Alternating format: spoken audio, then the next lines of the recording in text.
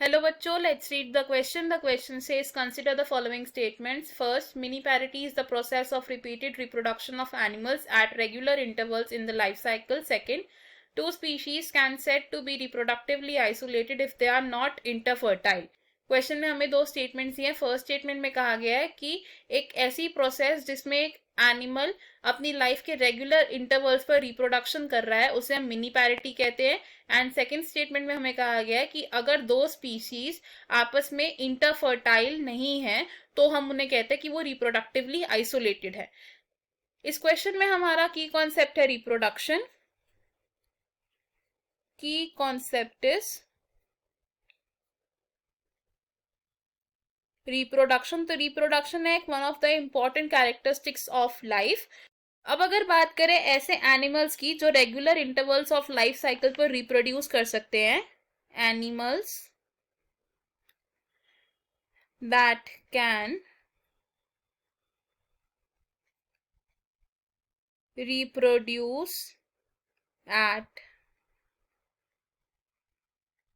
intervals during life cycle, यानी कि एक से ज्यादा बार ये ऑर्गेनिजम्स रिप्रोड्यूस कर सकते हैं. तो इस प्रोसेस को हम क्या कहते हैं? It is called आइटेरोपेरिटी.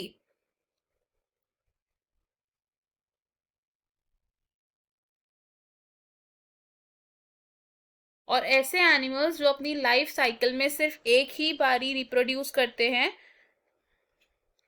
Animals that reproduce only once during the life cycle, इस प्रोसेस को हम क्या कहते हैं? सेमिलपैरिटी. अब स्पीशीज को रिप्रोडक्टिवली आइसोलेटेड हम कब कहते हैं? देखते हैं. रिप्रोडक्टिवली आइसोलेटेड स्पीशीज वो होती हैं जो आपस में रिप्रोड्यूस नहीं कर पाती, यानी कि ये कैसी होती हैं? Not inter fertile. और रिप्रोडक्टिवली आइसोलेटेड स्पीशीज का मतलब है कि एक स्पीशीज के मेंबर्स दूसरी स्पीशीज के मेंबर्स के साथ रिप्रोड्यूस नहीं कर पा रहे हैं. Members of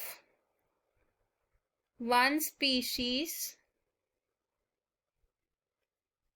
can not reproduce with members of other species. अगर ऐसी कंडीशन है तो हम बोलते हैं कि वो रिप्रोडक्टिवली आइसोलेटेड ऑर्गेनिज्म है, मतलब कि वो आपस में इंटरफर्टाइल नहीं है. अब रिप्रोडक्टिव आइसोलेशन किस वजह से आती है? It occurs because of the geographical, physiological and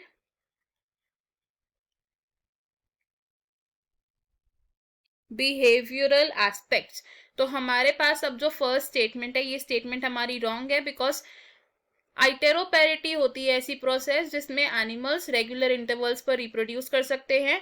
and जो स्टेटमेंट सेकंड है हमारी, ये हमारी करेक्ट है, बिकॉज दो स्पीशीज रिप्रोडक्टिवली आइसोलेटेड होंगी जब वो आपस में इंटरफर्टाइल नहीं है.